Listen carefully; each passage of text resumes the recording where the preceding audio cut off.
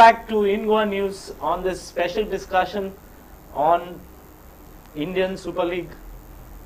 We have in our studios, as you know, Savio Messas and Lecter Mascarenhas. So Lecter, there was a point you were making. Could you go ahead? Yeah. As you said that in cricket and other games there are some feeder leagues or feeder clubs, whatever, to supply players to the top. Here I would just like to recall what Mr. Wim Kovermans said very recently, just as he was on the last day of the match he played against Palestine. He said, unless and until we look at the under 19s and under 15 and 19, 17 and 14, unless and until we don't have a league system for these teams, nothing much will happen, because right now they play only for 2 months, under 19, and there is hardly anything for under 17 and under 14. So these are the issues which IMGR and AIFF should address. You need to have football is not played over a short period, that is my view. It has to be a year-long round program, whether it is for ISL or whether it is for under 19, under 17 and 14, coupled with the grassroots programs. I fully agree with you, Lecter. But you remember, you were also in the Youth Development Committee when I was the secretary. But we were struggling to get clubs to field team around the year. They never wanted to play around the year. They wanted to play just for 1 month or 2 months. So we have to break that mentality. I know we both tried out. We tried so much to have a tournament around the year. This is basically the 30, 40 matches a day, a year. They should play children. Yeah, but Savio and Lecter, you all are aware that any discipline, any sports discipline, the ABC starts in the schools. Yes. Why not tackle schools? Like what cricket does. Cricket's under 14, under 17, under 19 are inter-school tournaments. CK Naidu is an inter-school tournament. So it is a natural, you get natural numbers. You don't have to hunt for those numbers. No, but why is it happening in schools? Because there are not sufficient tournaments at club level. Look, all over the world, now in Portugal, all the best players go to the academies. From the age of 7, 8 onwards, they are in the academies. And the not so good players who can't get into the various academies continue playing for the school.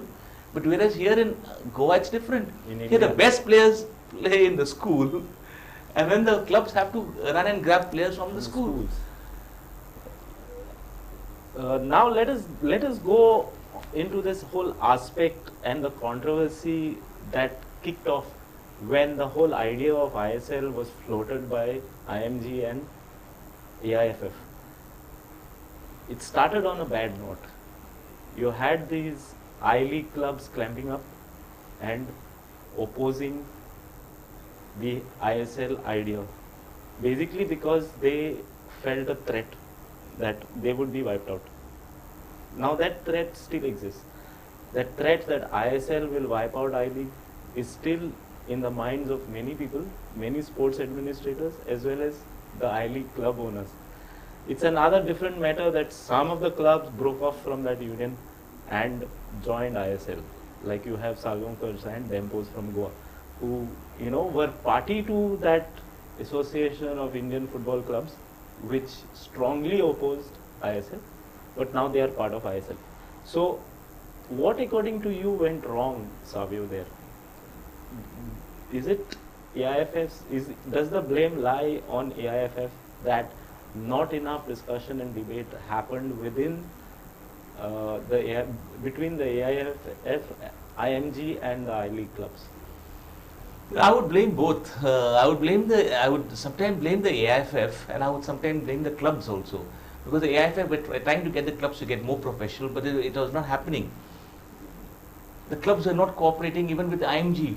In the earlier years, IMG wanted certain conditions, certain things. Like for example, they wanted matches to be played in the evening. But the clubs were refusing to play matches in the evening. I know when we had floodlights at Fatorda Stadium, clubs would refuse to pay for the floodlight charges, but would want to play at 5 o'clock in the evening, which is an inconvenient time for spectators. So finally, this problem was going on regularly. Sometimes Goan clubs wanted to play at 3:30 in the afternoon. Why? Because a team which was coming from Shillong would find the weather too hot. So they would play at 3:30. Now how can you play in the month of April, May at 3:30 in the afternoon? So that's the reason why IMG said, okay, we can't deal with the clubs. Now let's start something on our own. And that's where there was a confrontation began. Because the clubs were not prepared to listen to IMG. But why didn't AIFF play a bridge between the clubs and IMG? Because as I said earlier, it's not that these guys, these I-League clubs are strangers to football. These I-League clubs are people who have invested a lot of money, time, passion, whatever you call it, to keep the flag of Indian football flying for all these years. But they have not invested in proper administration. Agreed. They have not invested in proper infrastructure. But that's where AIFF should have stepped in. How much can AIFF tell them to have a ground? But they don't want to have a ground. No, I would like to say something here. AIFF has actually given a stepmotherly treatment to I-League clubs. Why? The reason is when you form a new league, you allow eight foreign players to play in that, and maybe you can register 10. The same thing you don't allow I-League clubs. You are stuck with three players. You could have given them also, and then the marketing part would have taken a better shape. Yeah. So these are the issues which were not. They should have discussed it with the I-League clubs. I agree with Lecter, but one question, Lecter, you had I-League clubs bringing in foreigners, just 4 foreigners, and sometimes 2 of them were on the bench. Because some of the foreigners they brought were pathetic, they were useless players. No, but if that is the case, that you see FC Goa taking the same I-League players, foreign players there, because they feel that they will fare better now. Yeah, some of the I-League players are very good, no doubt. Like Roberto. Yeah, very good. So I don't say all. I do agree. That is why even Dudu has been brought in by Pune FC. So they are in demand, and if today with these clubs, ISL clubs, play an I-League club by Bengaluru, I think there is not much of a difference as of today. So here we are on the eve of the kickoff of ISL. It's going to kick off in 2 days on the 12th of October at Calcutta, and we're going to have the first match being played in Goa on the 15th. Hopefully, we all hope that ISL will be a success, although there are questions raised on various other issues. Savio is very positive that ISL should see success. Lecter is skeptical, and so am I. Thanks for being with us on InGoa News. Stay with us on InGoa News.